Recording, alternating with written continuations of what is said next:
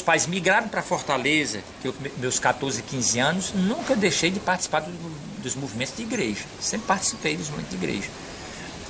E uma igreja, ia para as missas, a pastoral que eu fazia normal. E um dia fui, nessas celebrações que eu participava, conheci Padre Hélio Campos, um homem muito pequeno, orelhudo, e gostaria de conhecê-lo porque era muito falado aqui. Ele já morava no Maranhão. Quando, numa celebração que aconteceu no Aldigueri, eu me lembro que ele disse assim: estou muito triste com o Pirambu, muito chateado, porque quando vocês não tinham casa, quando aqui não tinha eletricidade, quando a coisa estava desorganizada, vocês participavam das reuniões à noite. Agora que vocês conseguiram, pela desapropriação, suas casinhas, vocês botaram um cadeado na porta, às vezes criam um cachorro e estão se esquecendo de participar das reuniões. Naquele tempo, eu jovem, vi o Hélio Campos puxando as orelhas de um Pirambu que já estava com suas moradias. A gente parece que luta pelos nossos direitos, quando conseguimos, nos acomodamos. Vem ver, ó Fortaleza, o Pirambu passar. Somos pessoas humanas, temos direitos que ninguém pode tirar. Vamos lá, gente. Vem ver, ó Fortaleza, o Pirambu passar. Somos pessoas humanas, temos direitos que ninguém pode tirar. Somos cristãos que não temem, o Cristo é nosso ideal e por ele todos faremos a reforma social. Pirambu marcha, Pirambu marcha, por um mundo melhor vamos lutar. Pirambu marcha, Pirambu marcha, por um mundo melhor vamos lutar.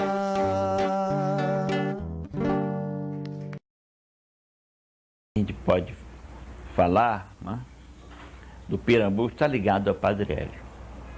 O Padre Hélio foi o desbravador, né? Ele me contou que quando ele foi para o Pirambu, moça a partir de 5h30 não entrava mais ali, né? Não entrava mais ali. Então ele fez um grande trabalho, né? Não só a pastoral, mas uma pastoral inserida, né, nas aspirações, né, nos direitos, né, na problemática,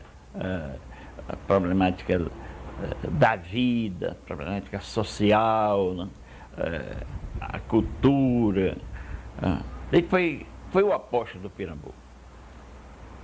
O Pirambu de hoje, né, talvez não tivesse existido com toda a sua garra, com toda a sua fama, né?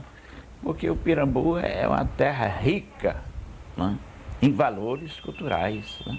Poetas, né, pintores. E o Padre Hélio valorizou a pessoa humana. Agora é bom a gente saber um pouco como é que surgiu, porque a história da paróquia, né, está ligada justamente a todo esse trabalho de educação de base do Padre Hélio. Fora do Antônio de Almeida Lustosa, isso deve ter sido em 58, 59, por aí, 58, né? 58, 58. Um grupo de senhores do Pirambu foram falar com o Dom Antônio de Almeida Lustosa para pedir a criação de uma paróquia, né? E o Dom Antônio, diante desse pedido, disse assim para eles: que patrimônio os senhores podem dar, né, para que a paróquia seja instalada? E eles deram a resposta ao arcebispo, né, e que tocou o coração do arcebispo, né? E disse: senhor arcebispo, o patrimônio material que eu quero dizer, né, nós não temos, mas nós temos um patrimônio naquela época, de 40 mil pessoas.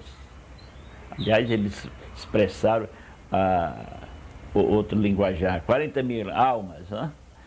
E o Dom Antônio ficou tão tocado. Mas a condição da criação da paróquia ficou dependendo, né? Dependendo do Padre Hélio, que o arcebispo disse: eu só crio a paróquia se for o Padre Hélio. Porque naquela época, segundo a mentalidade, né, era perigoso mandar um padre jovem para ali, né? Aí o Padre Hélio aceitou. Foi aí a história, né?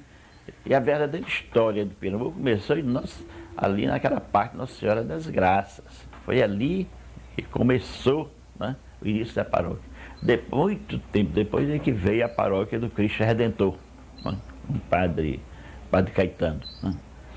Então o Padre Hélio começou esse apostolado da presença. Ia para as bodegas, conversava, batia papo, entrava nos problemas, o pessoal vinha conversar com ele, né? E começou com uma capelinha, depois foi construída, ele iniciou a construção dessa igreja hoje, que é enorme, né? Mas ele começou e ele falou assim de um fato muito interessante. Em frente à casinha dele, porque ele tinha uma casa ali ao lado da igreja, tinha uma casinha, quase um barraco, né, onde ele morava, que eu tive a oportunidade de conhecer, que eu vim visitá-lo, trazendo uma pessoa do Rio de Janeiro. E ele disse que havia uma casinha de mulheres, né, em frente à casa dele.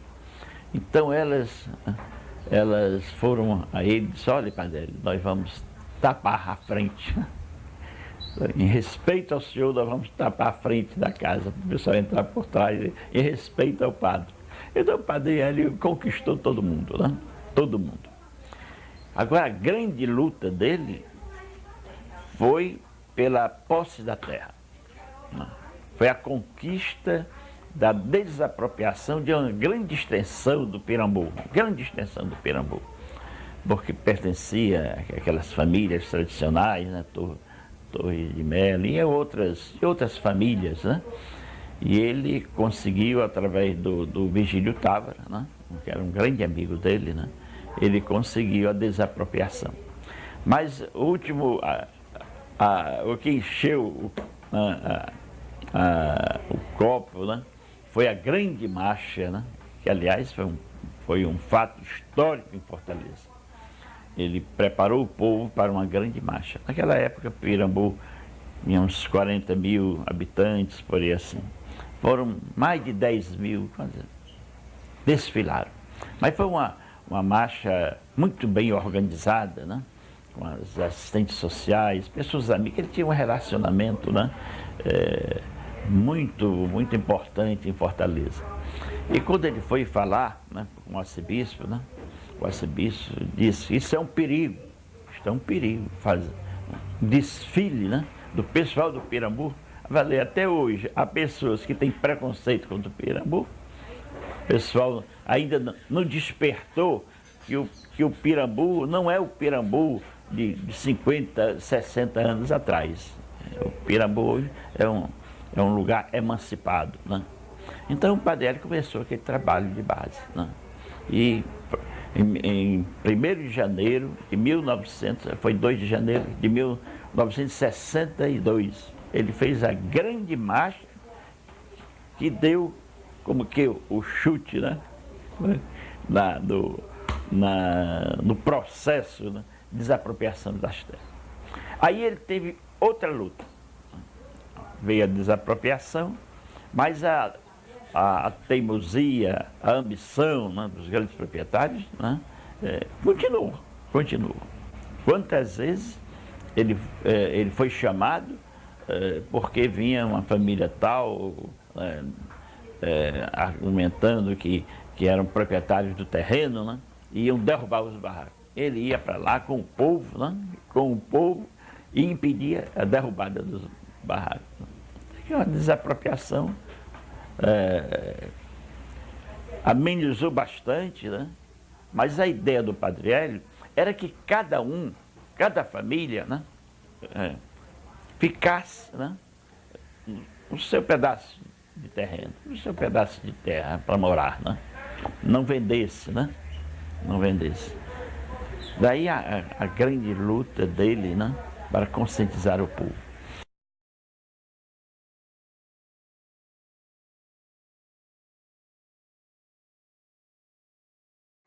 Em 62 a gente teve a marcha do Pirambu, a base de umas 15 a 20 mil pessoas.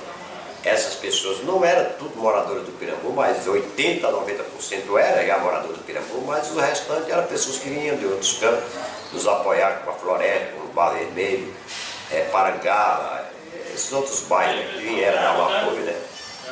O padre muito sabido nessa hora, pegou muito apoio, né? Fez uma mobilização externa também para ter esse apoio. A gente saiu daqui, fomos até o Palácio do Governo, o Palácio do Bispo, né? A gente não fazia muito grito de ordem, não. O grito de ordem nosso era cantando. Vem, ó, Pirambu. Vem, ó, Fortaleza, o Pirambu marchar. E a gente saiu, fomos até o Palácio do Governo, fizemos lá uma... Fomos de pés. De volta a gente veio de caminhão, veio de... Eu era menino, eu... E a gente continuou nessa luta da urbanização do Pirambu. Aqui, praticamente onde eu moro, não tinha nada. 78 para 79 e 64 veio a ditadura militar, né? Este foi um dos entraves do Brasil, que hoje nós estamos sofrendo essas sequelas das ações resultado das ditaduras, né? Tanto de 64 como até 1500, quando o Brasil foi descoberto. E o Brasil sempre foi transformado em ditadura. E aí, em 64, houve a ditadura e as pessoas que mais fizeram essa luta pelo Pirambu desapareceram, assim, de um modo geral, porque a gente continuou aqui com conselhos de zona, né? Nós tínhamos a zona dos Arcoador, a zona de João 23, tinha a zona de Casas Novas, a zona da Vila Santo Antônio, não, da Lagoa Funda, as zonas centrais, e a gente pegava as representações de cada zona, a gente dividia os bairros do Japão, dividia as áreas por representação e fazia o Conselho Geral lá no nosso centro, que era o Centro Paroquial lá de todo. E lá nós fazíamos reuniões lá, que era o Conselho Geral. Mas como a ditadura militar veio muito ferrando, essas pessoas desapareceram, sumiram. Foram as pessoas que ficaram como uma avestruz, né, com a cabeça enterrada. Sumiu. Daqui mesmo só saiu nessa luta mesmo, só eu, né, o Zé Maria. Por incrível que pareça, que fui até preso em 73. E o padre Hélio ficou numa berlinda muito grande. Por quê? Porque essa berlinda, a ditadura viu a transformação que ele começou a fazer, né? Que uma das coisas importantes que ele fez aqui foi a educação, que você vê que a maioria dos colégios aqui são grandes, né? E ele se preocupou muito com a educação, né? Porque a educação é a base da formação social, né? E tinha realmente no hino, somos pessoas que não têm Cristo nosso ideal, né? Por uma reforma social, né? E eles tocou muito nesse assunto e nós criamos, você vê que o Pirambu é um dos bairros que tem mais colégio, e colégio grande, não é coléginho pequenininho não, né? Nós somos 16 colégios aqui. E ele ficou numa berlinda quando surgiu realmente a ditadura militar. Em 79, né? 78, o padre Caetano já começou a aparecer por aqui. E houve uma confusão tão grande que eles dividiram o Pirambu em duas paróquias. O bairro não é dividido. O bairro é um só, da Francisco Calaço até a Jacinto de Maio, ali no Jacarecanga, na Marinha, ele é um só. É o bairro do Pirambu, que ele é oficializado nacionalmente, porque ele é da terra da União, né? Pelo decreto 1058. Então não pode nenhuma lei municipal desmanchar isso daí. Agora, como teve essa briga das paróquias, né? Porque o padre Caetano era um monge que veio aí da Bélgica, né? E trazia a ideia do carismático, né?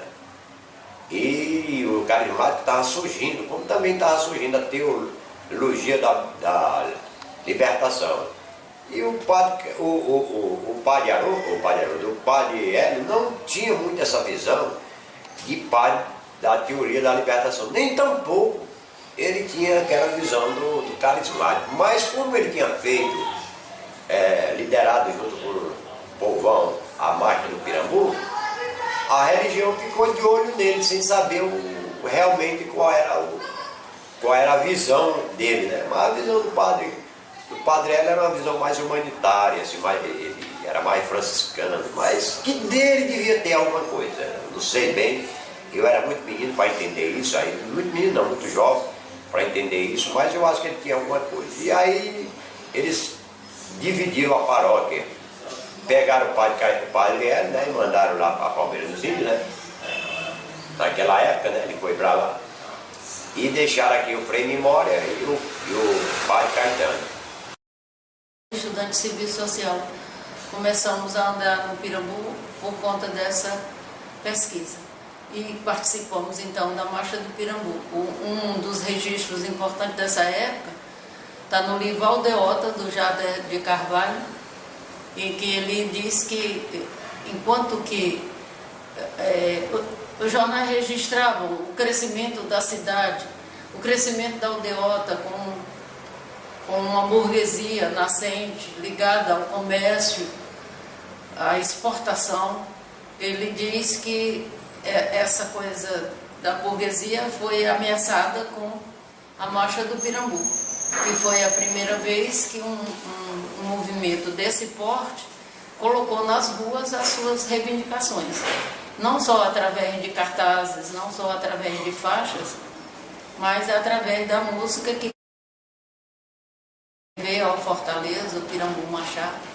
Somos pessoas humanas, temos direito que ninguém pode negar. E o Jada disse que tratava-se de uma marcha pacífica. As pessoas não ameaçaram, do ponto de vista físico, absolutamente nem nada, nem ninguém. No entanto, aquela multidão na rua era a expressão da força do povo.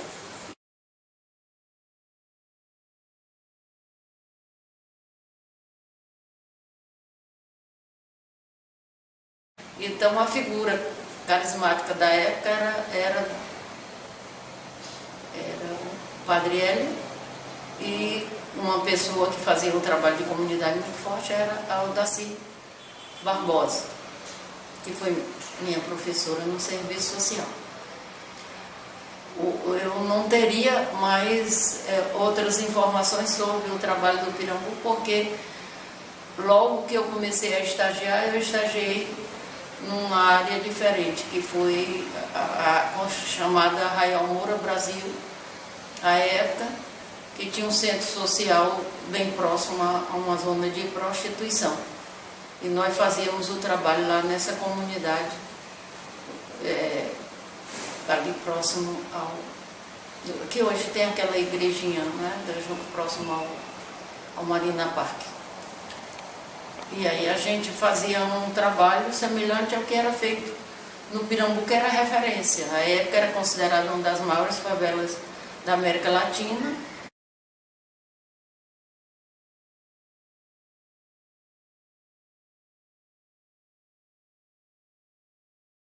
A época do Pirambu, além de nós, alunos de serviço social, tinha outros alunos. Havia naquele momento uma disputa de lideranças que era do pessoal ligado à Juventude Universitária Católica e, noutra esfera, ao Partido Comunista Brasileiro, PCB, não é? Você tinha Tarcísio Leitão na época, Moura Beleza, e os dois grandes sindicatos eram ligados ao PCB, que era o Sindicato dos Bancários, que tem o Moura Beleza, que depois é candidato a prefeito de Fortaleza, e o Sindicato dos Ferroviários, que era um dos sindicatos de maior expressão, com uma forte também influência dos que militavam no Pirambu, porque era um centro operário católico, eu acho, que tinha uma interferência também no Sindicato dos Ferroviários, ficando ali naquele trecho também entre Jacarecanga e Pirambu, funcionava por ali. Acho que o nome era esse, Centro Operário Católico. União do Operária Católica, era alguma coisa assim nesse termo. Essa mesma polarização nós tínhamos no serviço social. Eu, por exemplo, fui candidata pela indicação do pessoal da JUCA, Juventude Universitária Católica, e tinha uma outra companheira que foi indicada pelo pessoal do PCB, e nós terminamos fazendo uma composição e saindo com uma chapa única. E que teve um período muito curto por conta do golpe militar. Mas só para você ter uma ideia, quando nós tivemos a notícia que seria dado um golpe militar, nós estávamos, militantes do Pirambu e militantes do movimento estudantil, do movimento sindical, estávamos no sindicato dos ferroviários. Foi na véspera da decretação do golpe. E nós, lógico, que ficamos muito assustados porque não estava no cenário de análise das esquerdas, sejam católicas ou comunistas, a possibilidade do golpe. Não é? Veio para a surpresa dos que analisavam com maior profundidade a situação. Na época, eu fiz esse resgate só para mostrar as linhas políticas que influenciavam os movimentos na época e essa relação muito estreita com o Pirambu, porque existia uma tal de uma aliança operária estudantil camponesa. Zé Maria Barros Pinho, que dirigia o movimento estudantil através da União Estadual dos Estudantes, depois foi deputado, ele à época era dirigente da União Estadual dos Estudantes, da qual fui vice-presidente, e ele era do PCB e tinha uma forte ligação também com o movimento no Pirambu.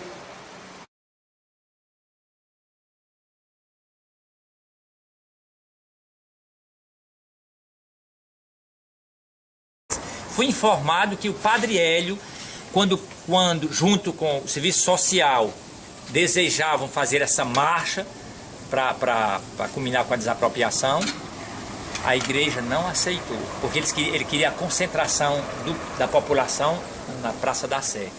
E eu fui informado que o Padre Hélio Campos disse ao bispo, ou com a igreja ou sem a igreja ela vai acontecer. E daí a igreja abriu as portas. Houve essa... Então, as lutas nunca acontecem assim de mão beijada, sempre tem embates. E fui informado também quando fizeram conheci pessoas que participaram dessa marcha, disse que muito organizada, eles tinham uma braceleta com o número 1, a braceleta número 1, 2 pessoas. 120 pessoas acompanham a braceleta número 1, depois braceleta número 2, vão acompanhando agora, mais 120, disse que muito organizado. A informação que eu tinha na época é que quando a população do Pirambu se posicionou em Fortaleza, houve uma agitação, achavam que ia haver saques, achavam que o povo do Pirambu ia talvez saquear um pouco o centro da cidade e as aldeias da vida, diz que houve um medo, houve um temor, houve um terror, tá isso? Diz que muitas ligações telefônicas aconteceram das empresas, de vários lugares, do Estado também com a intervenção, para descentralizar o povo e retornar para o Pirambu. Ligações assim, olha, se o povo quiser retornar, nós temos transporte para isso, porque começou, naquele tempo, Pirambu juntar 20 mil pessoas no centro da cidade, quase talvez um quarto da população da época, não sei, e fui informado também que uma comissão saía da Igreja da Sé, foi falar com o governador. A comissão entrou pela porta da frente, o governador saiu pela de trás. A mesma comissão foi para a prefeitura do mesmo jeito. No dia seguinte, o governador mandou chamar o padre com a comissão, parabenizando pela passeata. E o que eles queriam? Nós queríamos que o Pirambu tivesse dignidade. E a coisa que eu achei muito interessante quando eu fui informado dessas histórias, é que no mesmo ano o Pirambu foi desapropriado por decreto-lei pela União Federal para fins sociais. Houve a intervenção do governo federal nesse período. Nesse período também, eu querendo conhecer como foi um pouco a história do Pirambu, eu li uma coisa que é importante, não sei se você já tem, Rogaciano Leite. Ele visitou o Pirambu em 1960 ou foi 62. E um poeta, ele é muito sensível. Quando ele chegou em casa, fez uns versos e mandou para o jornal O Povo. São bem 20 versos. Um deles eu decorei: Pirambu, bairro da fome, da nudez e escuridão, de bucambos atolado de lixo na podridão, chaga que a cidade oculta com tertúlias sociais, coisa que Célia Guevara não pôde ver cara a cara porque revolta demais. Esses versos são muito profundos, mostra a situação real do Pirambu na época, fala das doenças, dos casebres, tem muitos versos interessantes. Então, eu, ao chegar no Pirambu, me deparei com essa farofada de informações. Mas quando eu comecei a compreender a história do bairro, comecei a sentir que não foi por acaso os acontecimentos, muito bem. E nesse período, participando dos movimentos de igreja e para aqui e para lá, fui convidado a ser diretor-geral do centro comunitário, que eu falava, que era uma espécie de bolo com 6 pedaços. Uma administração, porque depois da desapropriação, a informação que eu tinha, depois da desapropriação,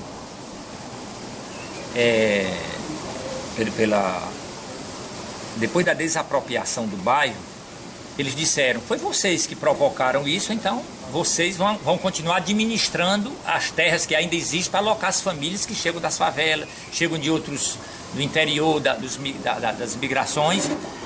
E a União delegou a responsabilidade à igreja.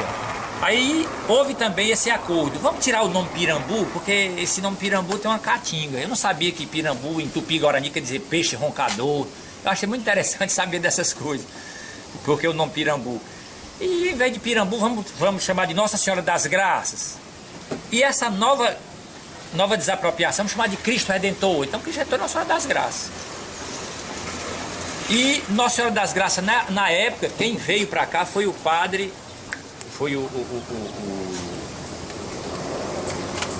quem ficou na responsabilidade da igreja de Nossa Senhora das Graças foi o Gordinho, é o nome dele? É o Memória. Frei Memória, Frei Querginaldo Memória. Ficou lá, e o padre Caetano Miletetilés, que veio da Bélgica, ficou na responsabilidade do Cristo Redentor.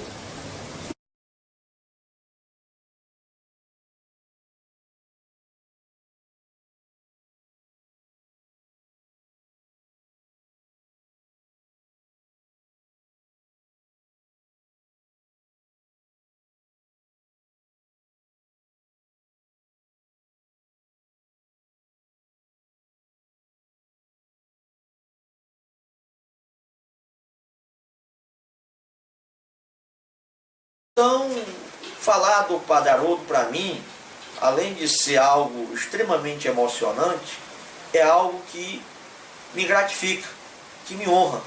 Que foi um homem que construiu uma trajetória pautada no amor ao próximo, pautada no amor à verdade e, sobretudo, o amor às causas dos oprimidos.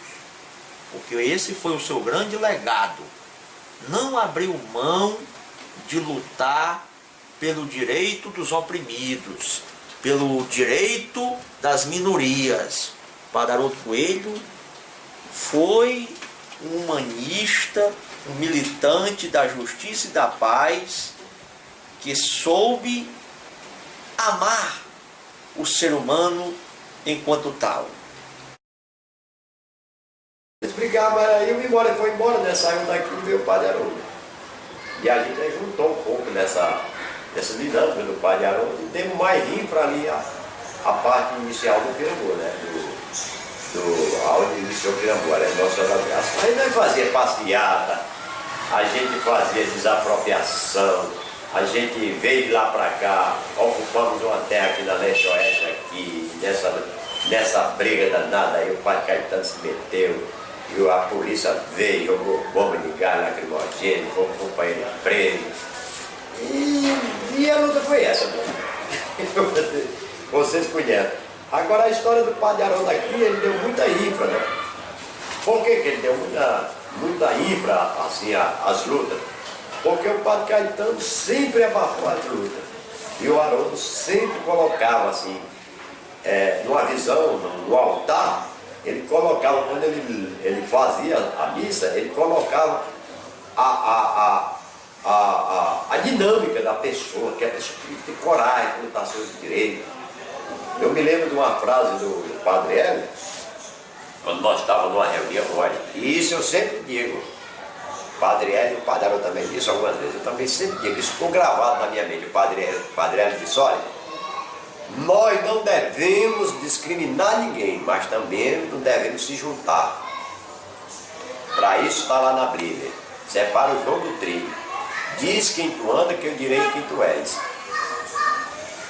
Então nós precisamos sempre estar separados daqueles que atrapalham a luta dos necessitados. E no meio tem muita gente que usa, o padre dizia isso, muita autoridade.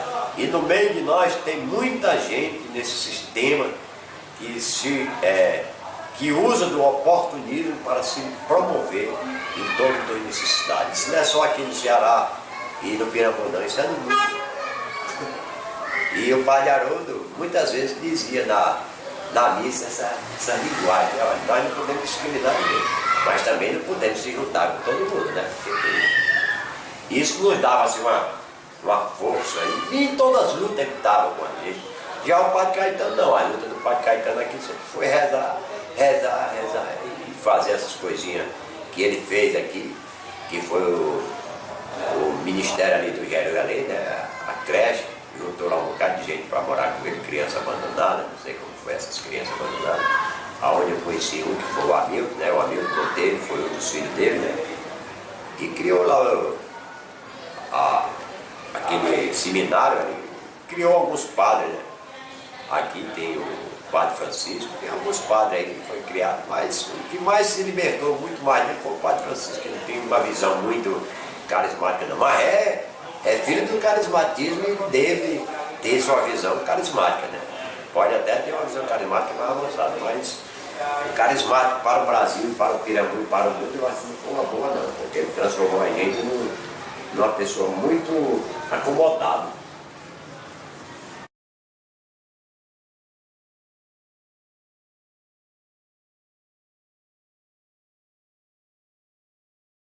Falar do Padre Haroldo é muito bom, muito fácil. Eu vou ser bem sintético. O Padre Haroldo para mim foi um sacerdote do mundo, uma figura altamente solidária, humana, um homem estupendo sob todos os aspectos. Com o Padre Haroldo eu aprendi muito, né? Porque o Padre Haroldo, quando chegou no Pirambu, o Pirambu passava por uma fase de muita violência policial.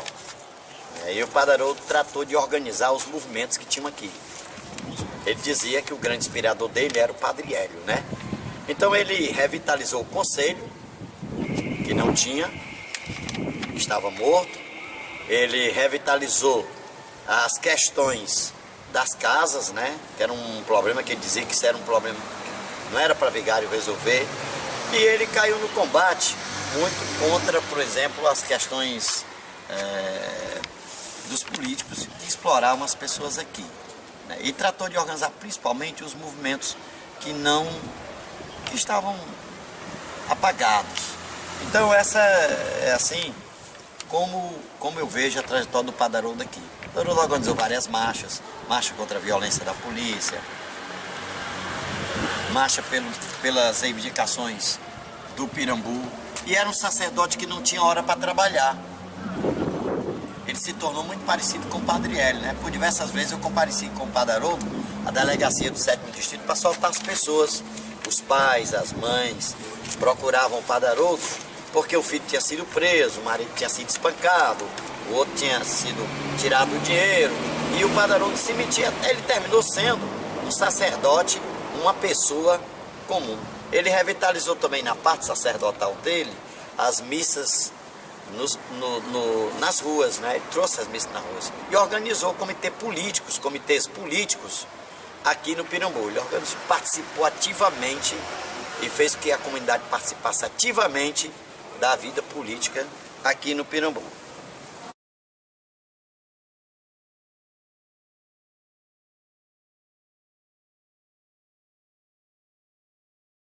E com o Haroldo eu comecei a ver que era possível a gente mudar o local que nós estamos. Começando pelo trabalho desenvolvido de perto no Conselho Comunitário, onde a gente fazia reuniões de quarteirões no Conselho Comunitário, onde nós tínhamos projetos, e um dos primeiros projetos foi o Movimento Renascer. O que é o Movimento Renascer? O Movimento Renascer foi a inserção direta da comunidade no tratamento às drogas, onde diversos jovens eram tratados voluntariamente pela comunidade. E o Haroldo deu esse apoio, oferecendo a casa do movimento, hoje Movimento de Libertação, na rua São Serafim, próximo à casa do padre, aliás, onde é a casa do padre Adolfo hoje. E nós começamos esse lado. E também começamos a inserção política, a inocular as pessoas a importância do participar, a importância do transformar pela democracia representativa. Não é ideal para ele, porque nós conversamos e sempre achamos que essa não é a maneira ideal. E uma coisa ele dizia, a gente pode até aceitar, mas não pode mudar o pensamento da gente, o foco da questão, que é a transformação do lugar. E nós começamos, onde nós tivemos vários conflitos tanto com o governo municipal, estadual e até federal. E o Haroldo foi polêmico e ensinou uma coisa importante para nós, que nós deveríamos respeitar as pessoas. As ideias não, mas as pessoas nós devemos respeitar. Posso não concordar com você uma palavra, mas eu tenho que respeitá-lo, eu tenho que convencê-lo. O Haroldo chega aqui, começa uma polêmica muito grande, eu vou me restringir mais aqui ao Pirambu, uma polêmica muito grande quando ele desenha do Oscar Romero, Cristo diferente, e abre o Pirambu para a América Latina, onde do Oscar Romero é a bandeira de luta e a Nicarágua, que à época fez a revolução, e o Haroldo carregava essa bandeira com ele. Não transgredia um minuto, não tangenciava, não saía do foco da questão. E nós começamos, aí, além das reuniões de quarteirões, nós começamos as comunidades eclesiais de base, nós começamos os movimentos da libertação, começamos o movimento de grupo de jovens, grupos de casais. Alguns nós logramos êxito, outros não, porque para a gente mudar o mundo é preciso mudar a nós mesmos. É tanto que a gente viu que no início as pessoas mais conservadoras em idade e também em pensamento foram radicalmente contra.